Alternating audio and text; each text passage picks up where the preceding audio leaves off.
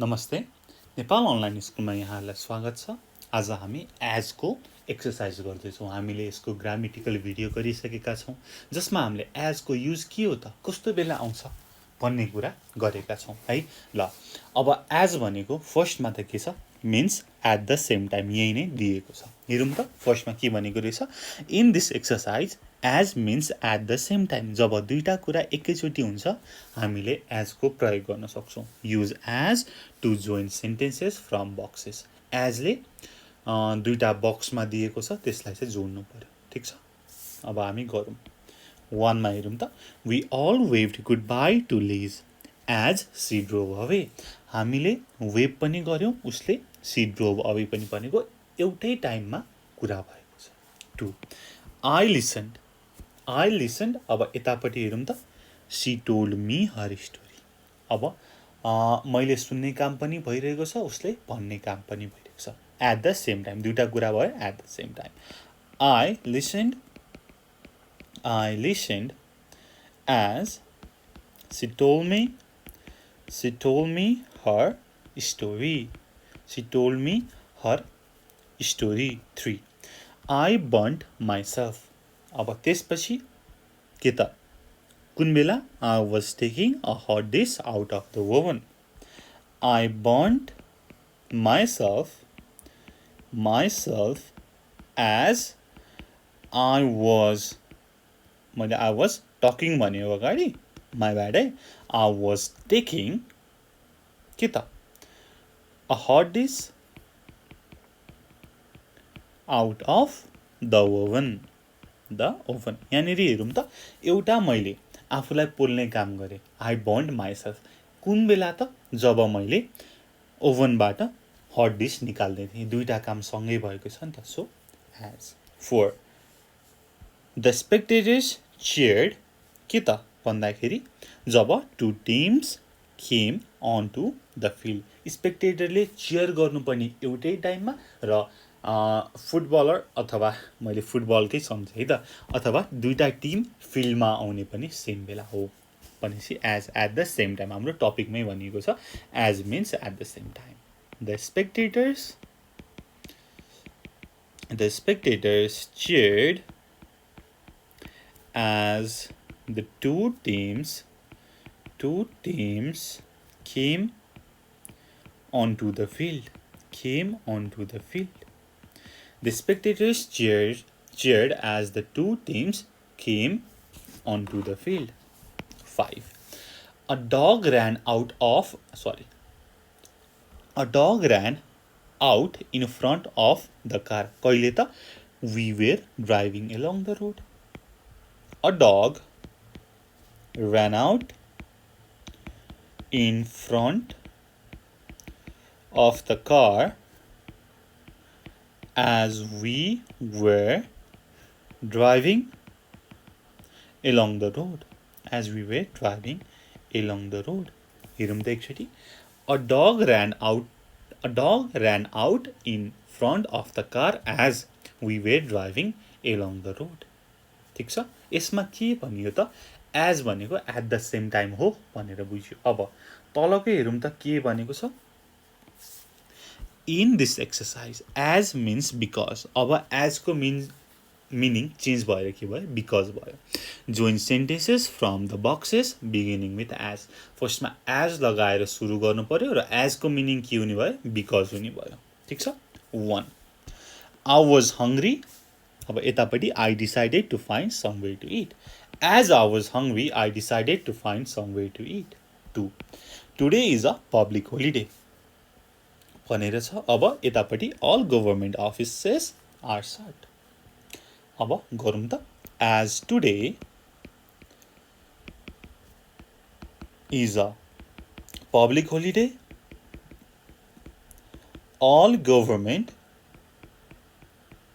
all government offices are shut. As today is a public holiday, all government offices are shut. 3 I didn't want to disturb anybody. ठिक छ, किनकि I tried to be very quiet. अब because हेरौँ त। as because I didn't want to disturb anybody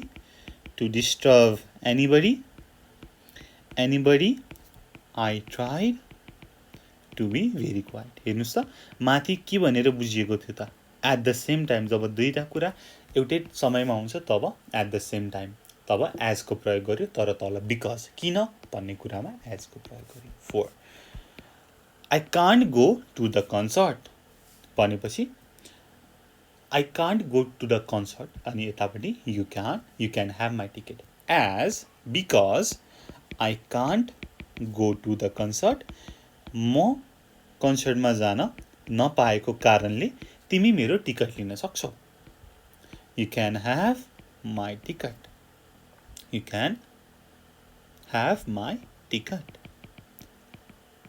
5 हेरौँ त It was a nice day We went for a walk by the canal Because it was a nice day As it was a nice day We went for a walk by the canal As it was a nice day We went for a walk by the canal ठिक छ अब तल हेरौँ त हामीले दुईटा meaning पत्ता लगायौं as को के त भन्दाखेरि एउटा चाहिँ बिकज एउटा चाहिँ एट द सेम टाइम हेरौँ त what does as mean in this sentences एजले के भन्छ त यो सेन्टेन्सेसमा भनेर छ अब हामी गरौँ 1 As they lived near us we used to see them quite often भनेपछि एज भनेको के भयो बिकज को मिनिङ लाग्यो so because they lived near us we used to see them quite often 2 Kate slept as she was getting off the bus Kate बसबाट बाहिर आउनु न स्लिप हुनु एउटै टाइममा भएको नि त हो so at the same time भन्ने बुझियो 3 As I was tired I went to bed early यसमा दुईटा कुरा सेम टाइम भएको भन्ने काहीँ छ त छैन नि बिकज I was tired म थकै लागेको कारणले I went to bed early 4 Unfortunately as I was parking the car I hit the car behind me अब यहाँनेरि हेर्नुस् त एउटा एक्सन छ पार्किङ द कार अर्को एक्सन छ I hit the car behind me एउटै टाइममा भएको हो नि त so at the same time अब यसमा बिकज भन्ने कुरै आउँदैन 5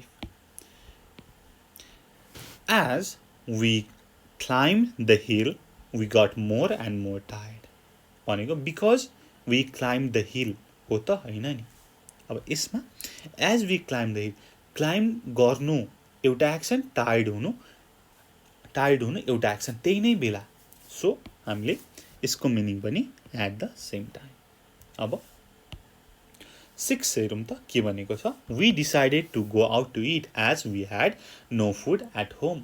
We decided to go out to eat because we had no food at home. 7. As we don't use the car very often, we decided to sell it. हामीले धेरै car use नगरेकाले हामीले यसलाई बेच्ने निर्णय गर्यौं किन भन्दाखेरि हामीले धेरै युज गर्दैनौं नि त because we don't use the car very often we decided to sell it ठीक छ यसरी हामीले मिनिङ बुझ्न सक्छौं अब नेक्स्ट हेरौं त के भनेको रहेछ यहाँ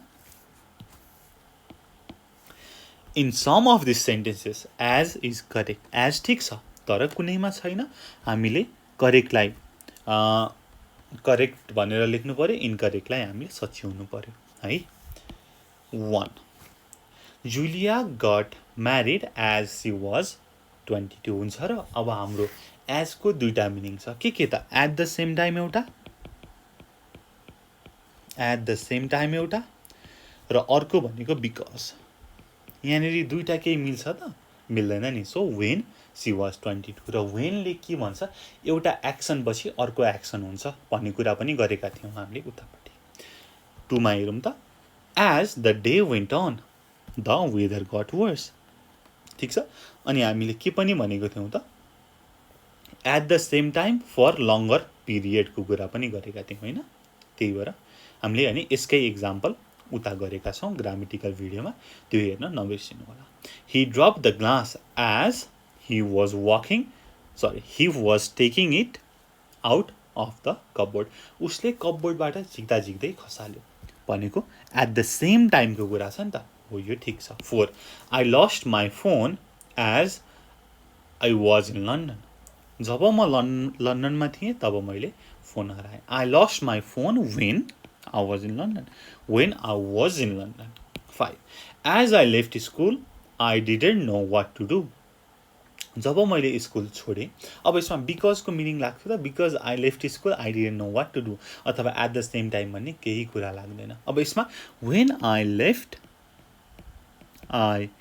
left school I didn't know what to do. 6 The train slowed down as it approached the station. Train slow गर्यो जब ऊ स्टेसन नजिक आयो। एउटा स्लो गर्नु छ, अर्को नजिक आउनु छ, एट द सेम टाइम भएको हो नि त। हो, ठिक छ। Okay. 7 I used to live near the sea as I was a child. When I was a child, I used to live near the sea when I was a child. 8 We can walk to the hotel as it isn't far from here. As it isn't. We can walk to the hotel because it isn't far from here. ठिक छ, ठिक छ, एकदमै ठिक छ है। यसरी हामीले बुझ्नु पर्यो।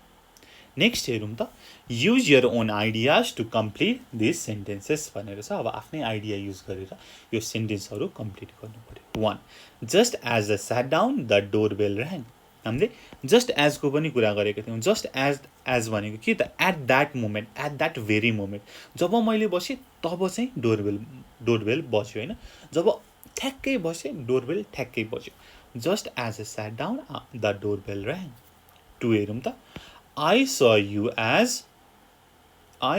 as you were getting into the bus, अथवा I saw you as you were taking the picture.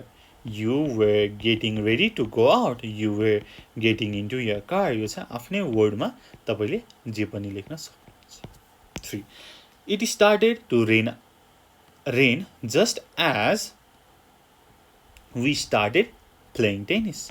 Just as we started playing tennis. 4 As she doesn't have a phone, उसले हामीलाई कन्ट्याक्ट गर्न सकिन अथवा डिफिकल्ट भयो।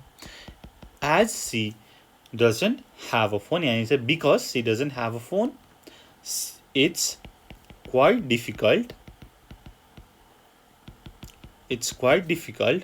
to contact her. 5 Just as I took the picture, just as त्यो मोमेन्टमा, just as I took the picture, somebody walked in front of the camera, अथवा अहिले त फोनबाट खिचिन्छ हैन, in front of my phone. ठीक छ, यसरी हामीले गर्न सक्छौं है। यसमा त्यस्तो धेरै गाह्रो कुरा केही छैन। एक्चुअली मैले सर र तपाईलाई रिक्याप गर्न खोजेँ। हामीले जे पढेका थियौं त्यो मैले यहाँ तल लेखेँ, अरु सबैलाई इग्नोर गर्नु। मैले लेखेको यो पेनलाई मात्र तपाई कन्सन्ट्रेट गर्नु है त। यसमा रातो अक्षरलाई मात्रै हेर्नु है त। एउटा भनेको एज को मिनिङ के त, at the same time, at the same time भन्ने बुझिन्छ हैन। हो, when two things happen together at the same time we use as, अथवा जब एउटा काम भइराको हुन्छ र त्यही काम हुँदाहुँदै अर्को काम हुन्छ, in middle of doing something else. ल कता गयो, त्यसमा पनि हामीले के युज गर्छौं त, एज को प्रयोग गर्छौं। यस्तै गरी जस्ट एज भनेको एक्ज्याक्टली एट दैट मोमेन्ट, ठीक छ। हामीले माथि एक्जाम्पल एक्सरसाइज गर्दाखेरि हेर्यौं, just as I sat down the doorbell rang, मैले बस्नु मात्रै लागेको थिएँ, ठ्याक्क टिङ्ग डोरबेल बजिहाल्यो। यस्तै गरी अर्को एज को प्रयोग के हुन्छ, two things happen together two things मैले त्यही कुरा लेखेँ two things happen together in a longer period of time in a longer